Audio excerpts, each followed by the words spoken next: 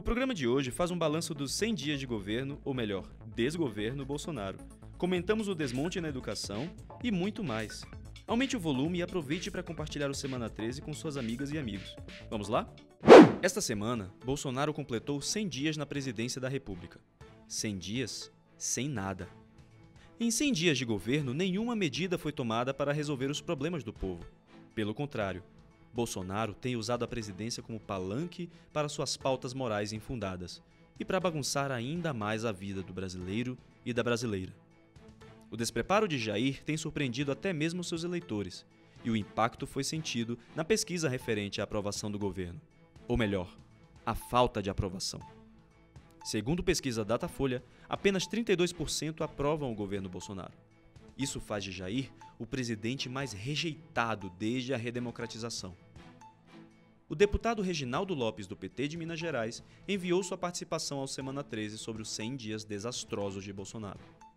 Nós assistimos, nesses últimos 100 dias de governo, uma agenda extremamente negativa para o povo brasileiro, para o projeto estratégico de nação.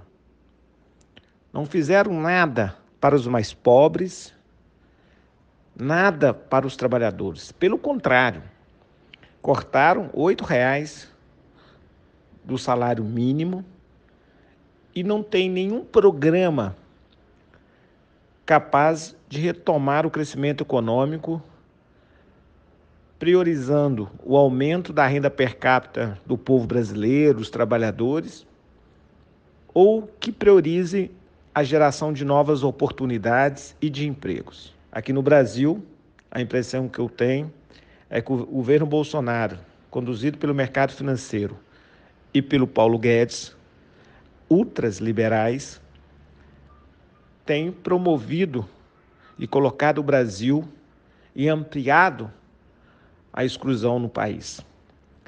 Praticamente, o Brasil hoje tem 30 milhões de brasileiros e brasileiras sem renda, quase 15 milhões de desempregados,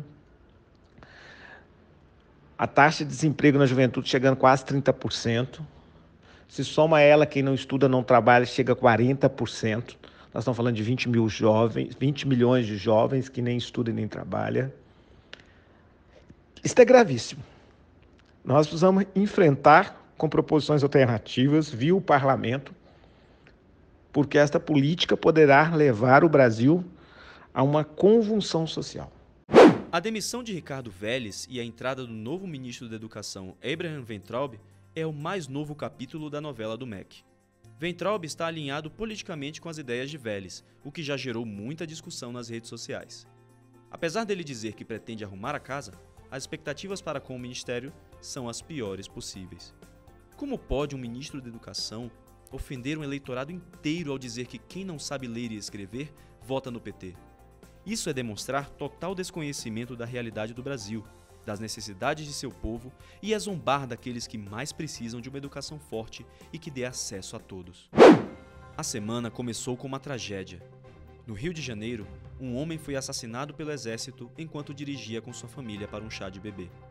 O carro do músico Evaldo dos Santos Rosa, onde ele e sua família estavam, foi atingido por 80 tiros da guarnição de um quartel no bairro de Guadalupe. Segundo o porta-voz da presidência, foi um incidente. Segundo Sérgio Moro, esse tipo de coisa, abre aspas, pode acontecer, fecha aspas. Se o pacote de leis de Sérgio Moro for aprovado, é verdade, esse tipo de coisa poderá acontecer. Os militares se justificaram dizendo que os bandidos armados atiraram contra eles. No entendimento das leis de Moro, isso caracterizaria legítima defesa, e assim eles sairiam impunes, com o caso possivelmente sendo arquivado e mais uma família caindo no esquecimento e na tragédia. Policiais, exército e outros agentes públicos de segurança poderão atirar e matar sem medo de represálias. Bastaria alegar que os potenciais bandidos tiveram alguma atitude suspeita. Segundo o delegado Leonardo Salgado da Delegacia de Homicídios do Rio, abre aspas, tudo indica que os militares realmente confundiram o carro da família com o carro de bandidos, fecha aspas. No entendimento do delegado, não houve legítima defesa e os militares deveriam ser presos em flagrante. Porém, o caso será resolvido pela Justiça Militar. Segundo pesquisa Datafolha, 81% das brasileiras e brasileiros rejeitam a licença para matar dos policiais, inclusa no pacote de leis de Sérgio Moro. Ouça agora o comentário de Helder Salomão, deputado federal e presidente da Comissão de Direitos Humanos da Câmara, sobre o caso. O fuzilamento de um carro onde se encontrava uma família que iria comemorar a vida no Rio de Janeiro nos últimos dias foi um verdadeiro absurdo, um ato hediondo, barbárie.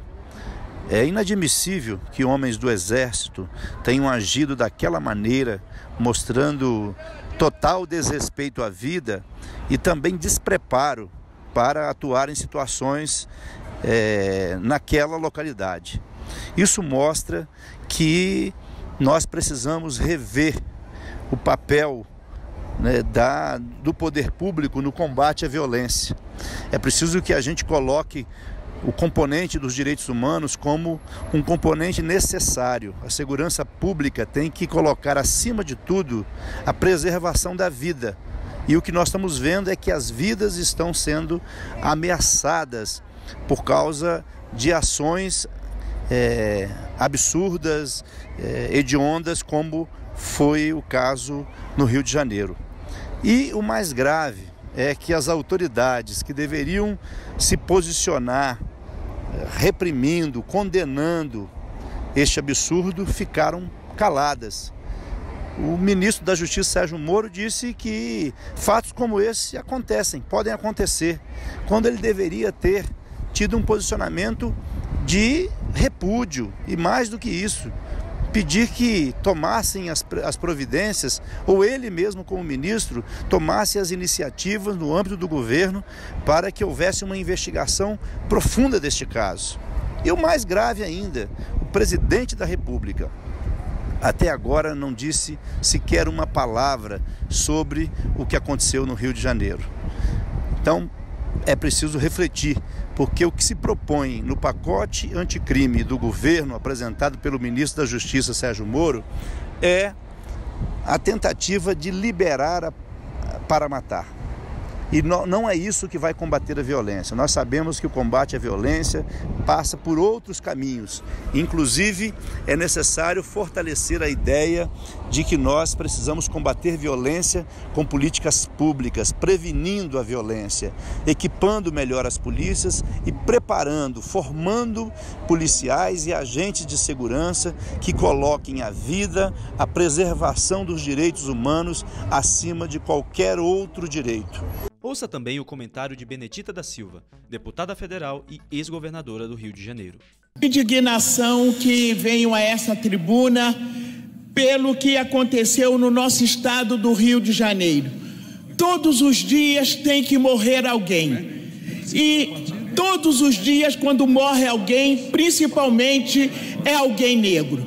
Foi uma barbaridade o que o Exército fez com 80 tiros numa família que ia para um chá de bebê, numa família do qual tinha saído de sua casa e os vizinhos viram a sua saída, passando por ali, não tinha outro carro a não ser o dele e ele levou 80 tiros. Pensem bem, você com sua família dentro de um carro, indefeso, sem arma nenhuma e o Exército atirando, isso é um absurdo. O papel do Exército é outro, não é este. Um homem foi morto, sua família está apavorada e queremos punição para este caso. Obrigada, senhor presidente. O Semana 13 de hoje está chegando ao fim. Não esqueça de compartilhar o podcast com as companheiras e companheiros. Envie os links pelo WhatsApp, compartilhe nas redes sociais e mande para sua família também. Obrigado por estar mais uma vez com a gente e até a próxima.